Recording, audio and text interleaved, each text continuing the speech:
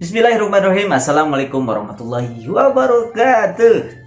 Sahabat semuanya, ketemu lagi bersama kami Syiar Edutainment. Sudah lama Kak Oji tidak menyapa sahabat-sahabat semuanya. Dan pada kesempatan yang berbahagia ini, Kak Oji akan menyampaikan cerita tentang sahabat yang dijanjikan masuk surga. Siapa yang ingin masuk surga? Oke, sama dong sama Kak Oji ya. Kita semuanya ingin masuk surga, dan itu cita-cita mulia kita semuanya ingin masuk surga. Sebagaimana disampaikan Rasulullah SAW bahwasanya ada 10 sahabat yang dijanjikan masuk surga. Di antaranya Rasulullah menyampaikan Abu Bakar di surga, Umar di surga, Utsman di surga, Ali di surga, Thalhah di surga, Az-Zubair di surga, Sa'ad di surga, Sa'id di surga, Abdurrahman bin Auf di surga, Abu Ubaidah Al-Jarrah di surga. Nah, kali ini kita akan membahas salah satu khalifah pertama Rasulullah. Siapa? Iya, Abu Bakar As-Siddiq. Nama lengkapnya adalah Abu Bakar As-Siddiq bin Abi Quhafah. Dia adalah ayah dari Aisyah radhiyallahu an, istri Rasulullah, juga ayah dari Asma, seorang wanita mulia jiwa kesatria. Abu Bakar lahir tak lama setelah Rasulullah dilahirkan, yaitu pada tahun 573 Masehi. Dia lahir dari keluarga bangsawan terkenal. Abu Bakar adalah laki-laki pertama yang menerima Islam. Banyak sahabat yang akhirnya ikut memeluk Islam karena ajakan beliau. Di antaranya adalah Utsman bin Affan, Az-Zubair bin Al-Awwam, Abdurrahman bin Auf, Sa'ad bin Abi Waqqas, Ammar bin Yasir, dan banyak sahabat mulia yang lainnya. Setelah masuk Islam, dia sangat tekun beribadah dan lebih rajin lagi bersedekah. Dimanapun Rasulullah memberi nasihat, Abu Bakar senantiasa hadir di depannya. Sholat berjamaah tak pernah ia tinggalkan. Kemanapun Rasulullah pergi, dia menyertainya. Abu Bakar sungguh seorang sahabat yang setia.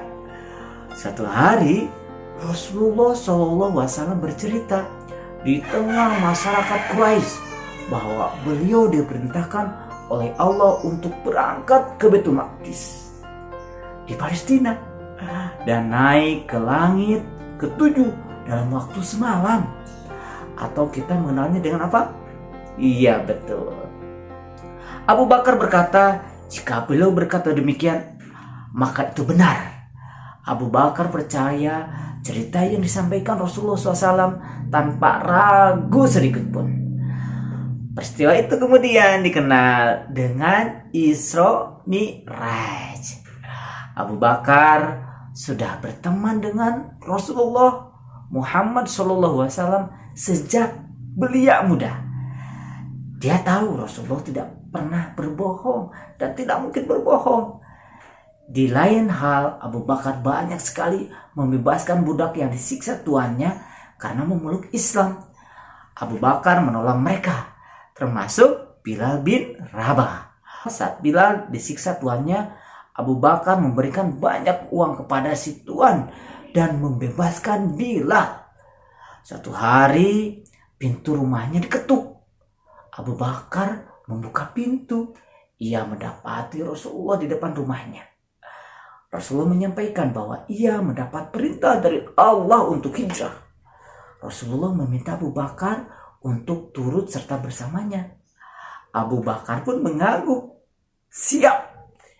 Ia melakukan apa saja untuk melindungi dan membantu Rasulullah karena perjalanan hijrah tidak akan mudah. Ia pun menyuruh pengembala kambingnya untuk mengembala di dekat tempat persembunyian agar susu kambing bisa diberikan pada Rasulullah tanpa sepengetahuannya.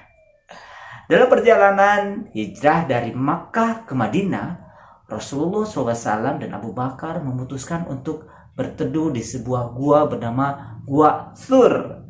Di sini mereka bersembunyi selama 3 hari, teman-teman. Abu Bakar berkata, sebagaimana diriwayatkan oleh Sayyidina Umar bin Khattab, aku bersumpah demi Allah bahwa kamu, Nabi, tidak akan memasuki gua sebelum aku melakukannya. Karena jika ada sesuatu di dalamnya, aku akan diserang oleh itu dan bukan kamu. Saat hendak bersembunyi, Abu Bakar masuk ke dalam goa. Sebelum Rasulullah SAW memasukinya, ia menyingkirkan apa saja yang mungkin bisa membahayakan Rasulullah. Salah satu kaki Abu Bakar disengat ular di dalam lubangnya. Namun ia tidak bisa bergerak karena takut mengganggu Rasulullah SAW dan membangunkannya dari tidurnya. Dia memasukkan jari kakinya ke dalam lubang ular dan menghisap efek gigitan beracun dengan mulutnya. Semua itu dia lakukan karena cinta di dalam hati Abu Bakar kepada Rasulullah SAW. Ia bersabar menahan sakitnya digigit ular saat Rasulullah tidur beralasan kakinya. Air matanya menetes kala tak kuat menahan sakit dan mengenai pipi Rasulullah. Rasulullah pun terbangun. Beliau terharu terhadap perilaku dan pengorbanan Abu Bakar. Akhirnya Rasulullah pun mengobatinya. Saat itu mereka juga tengah dikejar kaum kafir Quraisy. Abu Bakar berkata, "Ya Rasulullah, seandainya mereka mengintip ke bawah, niscaya mereka akan melihat kita." Abu Bakar khawatir Rasulullah akan dilukai oleh kaum Quraisy bila mereka ketahuan.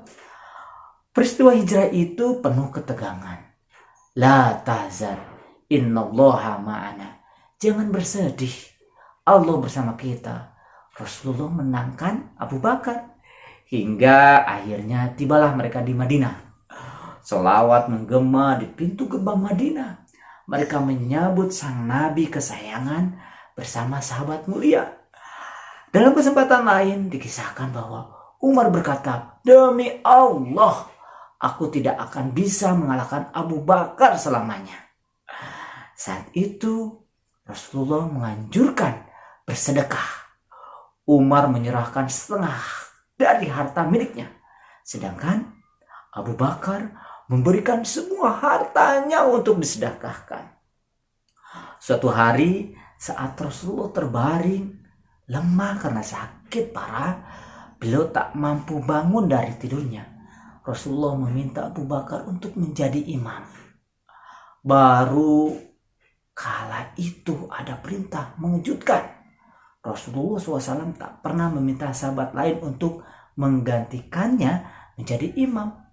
Itulah salah satu alasan bahwa Abu Bakar sangat istimewa. Hatinya lembut meresapi setiap arti bacaan. Saat Rasulullah SAW wafat, para sahabat sangat berduka. Para sahabat akhirnya bermusyawarah untuk menunjuk pemimpin setelah Rasulullah SAW wafat. Dan ditunjuklah Abu Bakar As-Siddiq sebagai khilafah pertama umat Islam menggantikan Rasulullah.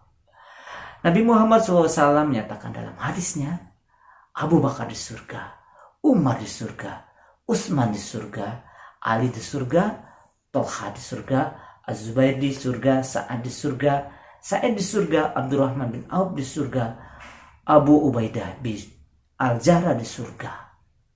Baiklah adik-adik, soleh soleha, yuk kita tiru sifat Abu Bakar As-Siddiq yang lemah lembut, suka menolong, sabar, mencintai Allah dan Rasulullah. Dan semoga kita juga dicintai Allah dan Rasulullah seperti sahabat mulia itu. Adik-adik semuanya, semoga kisah ini bermanfaat bagi adik-adik semuanya. Dan apabila kisah ini atau kisah-kisah yang dibawakan ke OJ bermanfaat, yuk dukung channel ini dengan like, subscribe, komen, and jangan lupa share kepada teman-teman adik-adik semuanya sehingga bisa bermanfaat buat orang banyak. Baik adik semuanya, sampai ketemu lagi di kisah-kisah sahabat berikutnya, karena baru sahabat Rasulullah Abu Bakar. Sampai ketemu lagi bersama Kak Oji di lain cerita. Yuk dadah, yuk bye bye, yuk dah.